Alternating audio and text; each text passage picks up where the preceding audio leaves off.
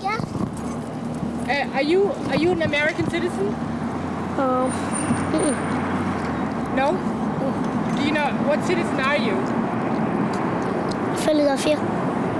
You're a citizen of Philadelphia? Yeah. Welcome.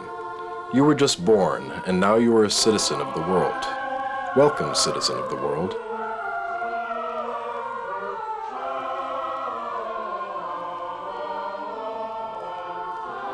As a citizen, you have many rights and responsibilities. These rights and responsibilities vary depending on where you were born and who your parents are. You have no choice in the matter. If you were born on United States territory, you are an American citizen, even if your parents are Turkish. If you were born on German territory and your parents are the same Turkish people, you will be a Turkish citizen. If you had German parents and were born in Russia, you are a Russian citizen. When you grow older, you will grow attached to your citizenship and consider it part of your identity.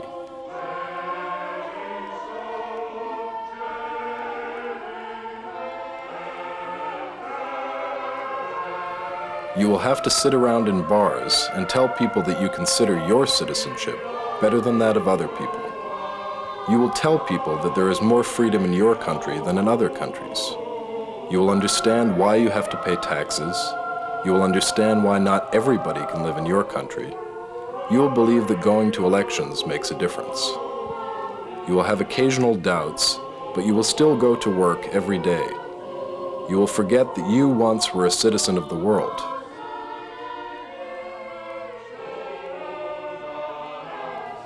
On behalf of those who were born before you, we welcome you. Welcome, citizen of the world.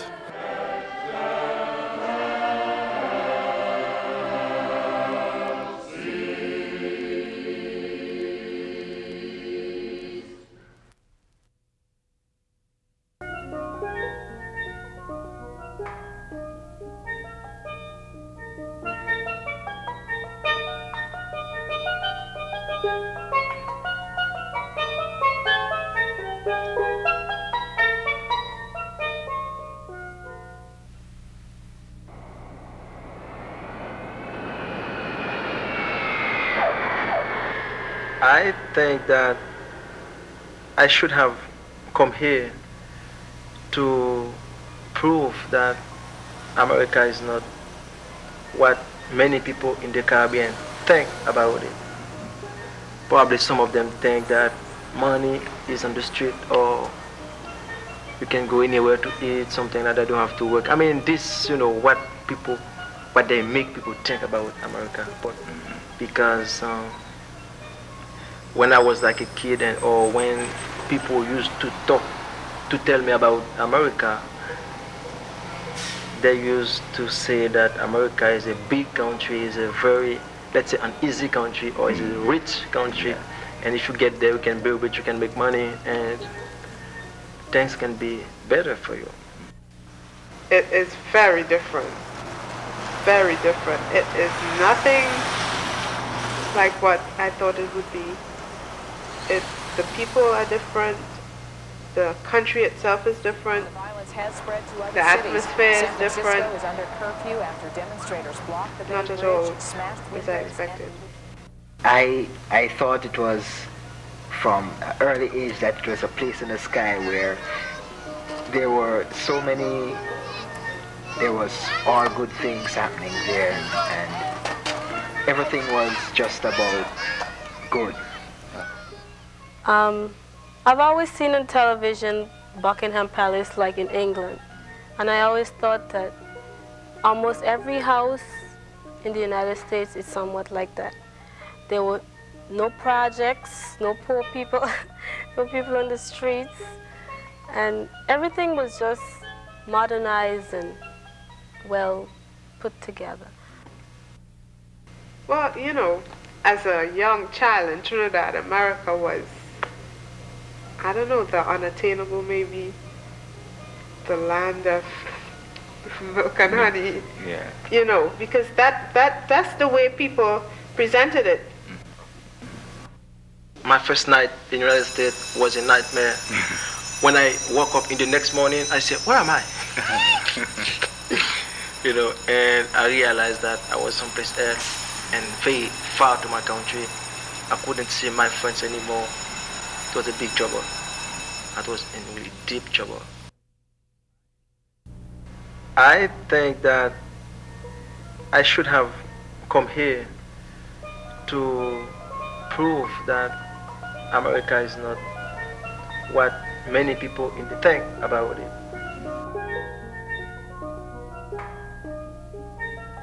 Are you an American citizen? Yeah. What do you think the qualities of a good American citizen are? When you're born here and you spend your whole life here. I guess in today's economy, everybody at some point has to be a little bit dishonest, but I guess honesty, I guess the golden rule applies. Do unto others as you want them to do unto you. To be comfortable with public voice, or to voice your opinion. What are the territories of the United States, do you know? The territories? Well, you get into some tricky ones with territories and provinces, and you know, there's a lot of different names. I mean, like Puerto Rico, the Virgin Islands, that kind of thing. Actually, he wasn't. The territories? What do you mean? Like, what's apparently? Do you know what the territories are of the United States, or no? Do you learn that in class? Like this is what is it? South Philly? No, this is North Philly. Down here is it's Puerto Rican, like mixed. It's most a lot of people, but like in Albany or on the Boulevard, it's like kind of you don't see a lot of Spanish people. You see like Indian white. people. It's like more white people.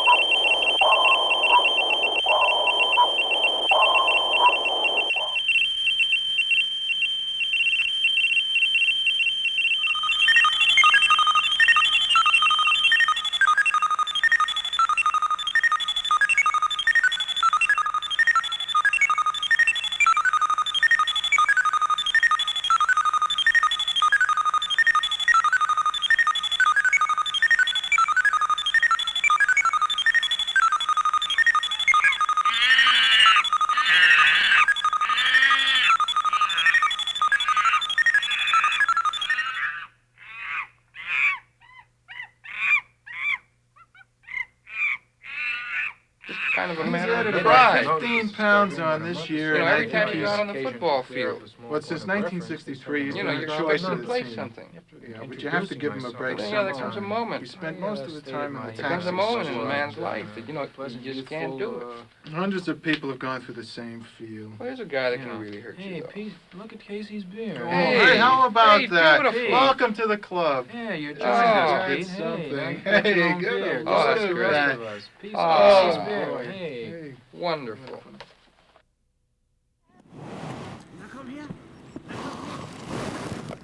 This April, I visited Rainer and Grit and their son Joshua in Berlin.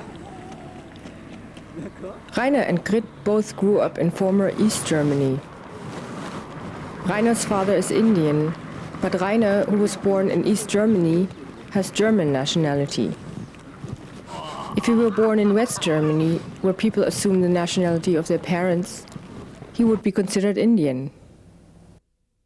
Der Witz ist jedenfalls, dass ich damals in der DDR meinen Vater also nicht verstanden habe und mal gesagt habe, er möchte das organisieren, dass ich die indische Staatsbürgerschaft kriege. Denn dann hätte ich auch reisen dürfen, denn da durfte man ja, als Ausländer durfte man ins westliche Ausland. Also mein Vater durfte ja schon im Westen. Jetzt wiederum bin ich ganz froh, dass ich nicht indischer Staatsbürger bin, denn deshalb hätte ich viele Nachteile dadurch. Mit der deutschen Staatsbürgerschaft. Visum zum Beispiel. Also unsere Nachbarn, also die über uns wohnen, die Vermieter, die haben eine kleine Tochter, die ist ja, so 8. Und als der Joshua geboren wurde, dann kam die Luisa, hat ihn gesehen, so dunkel wie er halt ist und so, und meinte, versteht der denn auch Deutsch? Und wenn er groß ist, kann ich ihm ja dann Deutsch beibringen. Also in der DDR gab es auch Rassismus. Das ist nicht von der Hand zu weisen. War nicht so vordergründig, waren immer so kleine Spitzen, die man so mitgekriegt hat, dass einer mal so irgendeine Bemerkung fallen lassen hat. Oder wie gesagt, ich habe mal in einer Kneipe ein Bier gekriegt. Alles so eine kleinen Sachen, aber es war nicht so, dass ich abends durch die Straßen renne und Angst hatte, dass mir irgendwas passieren könnte. Das ist jetzt, wie gesagt, ein bisschen anders. Dass ich denke, wenn ich nachts um 3 mit der S-Bahn fahre, dass ich schon denke, dass mir was passieren könnte, wenn welches Kind langlaufen oder so. Nee, das war so, dass ich mit dem Joshua eine Woche alleine an der Ostsee war und wir halt am Strand gesessen haben und dann viele Kinder halt mit ihm spielen wollten. Und die Kinder dann halt häufig gefragt haben, wo ist denn dein Papa? Und halt das so ein bisschen wiedergespiegelt haben, was wahrscheinlich ihre Eltern gesagt haben. Also so haben sich wahrscheinlich die Eltern untereinander unterhalten, die Kinder haben dann zugehört. Ne? Die blonde Frau sitzt da mit einem dunklen Kind, die hat doch bestimmt keinen Papa dazu. Und die Kinder kamen dann halt und haben gefragt, ja, wo ist denn euer Papa?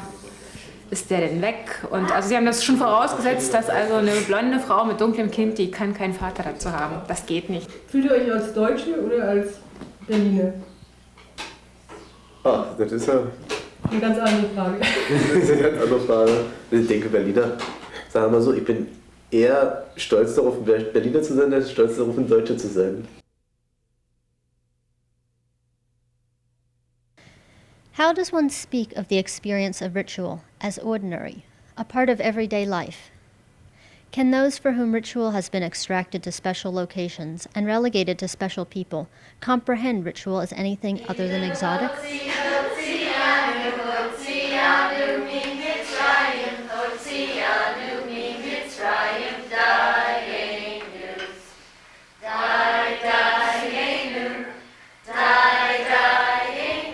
In the American cultural context, post-melting pot, I am permitted and even encouraged to explain my subcultural rituals. These explanations, so long as they are thought to be authentic, bear a certain currency in enlightened contexts. However, the act of enunciating the ritual renders it exotic. All reference to subcultural experience seems to carry invisible quotation marks around it.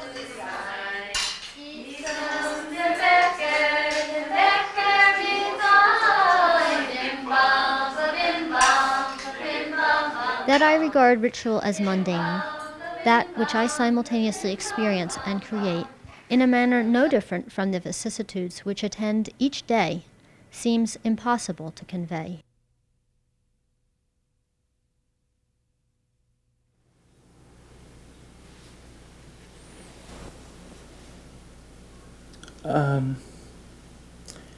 There's something that I've really been meaning to ask you. Sure, you can ask me anything. I hope you don't think it's weird or anything, but I think it's really important for both of us. Of course.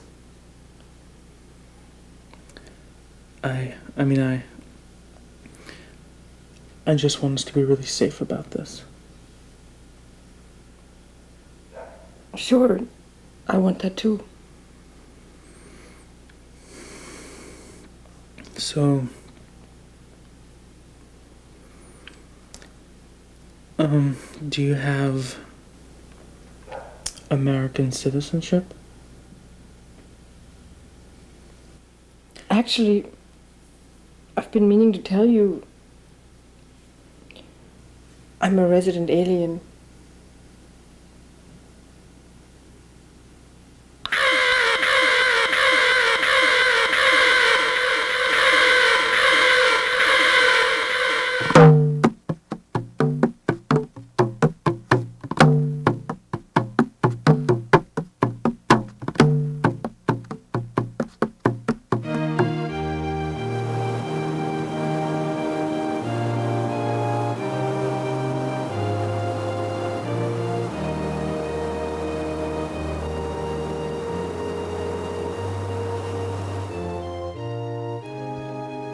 Give me your tired, your poor, your huddled masses yearning to breathe free.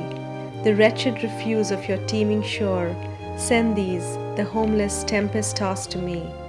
I lift my lamp beside the golden door.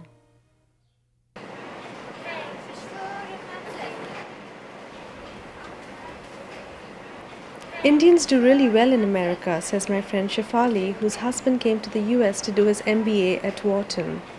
He has now changed his name from Bhaskar to Bob. Americans like Indians, she says, because we speak good English. We are not demanding, well-educated, hardworking, and very willing to assimilate.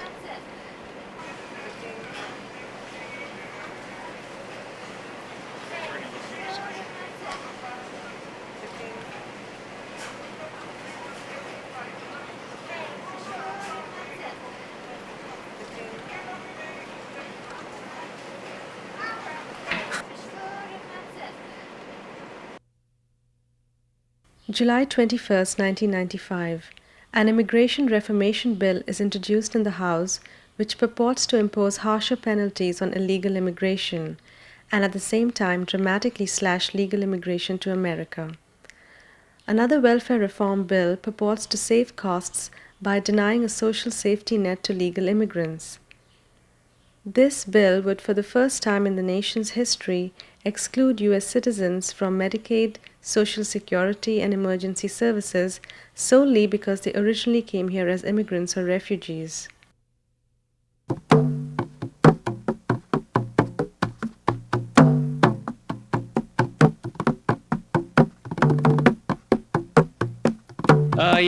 Let's see. The person in charge is not here right now, but I can tell you right away that you have a very strong accent. So I don't think you should waste your time applying for this job.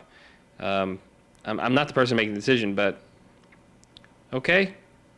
Have a nice day. In the inflamed debate about immigration, those angered about high levels of new arrivals often voice several complaints. Immigrants are unwilling to learn English. They are mired in poverty and developing apart from the U.S. mainstream. In short, they are slow to embrace the time-honored tradition of assimilation.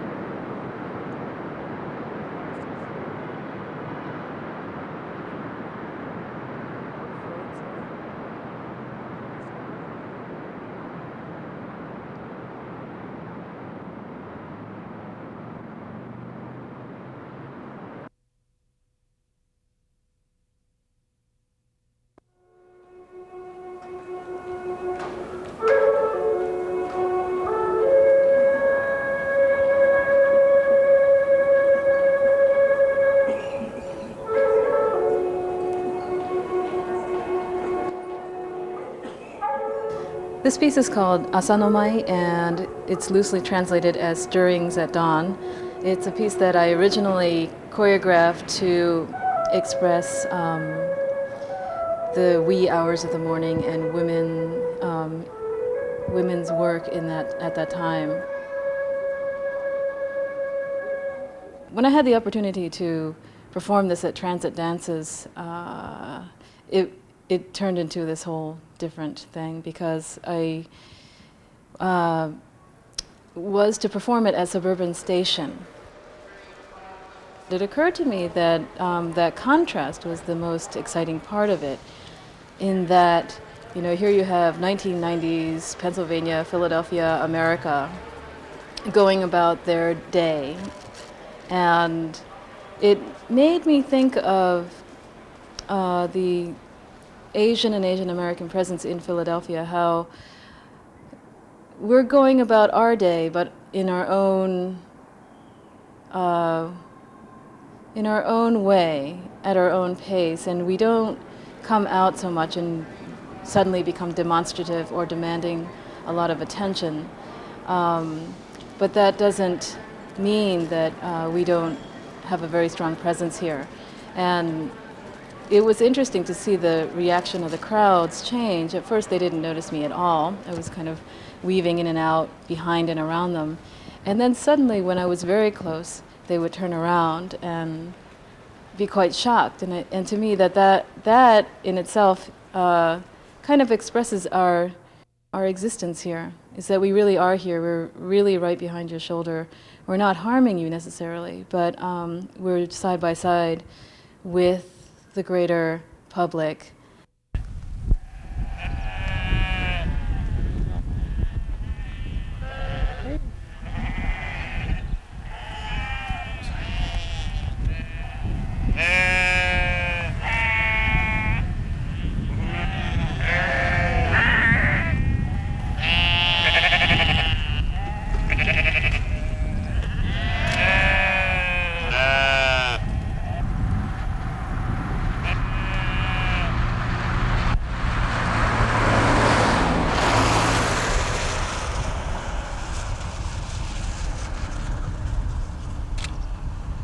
Are you a resident alien? Yes, I have my green card.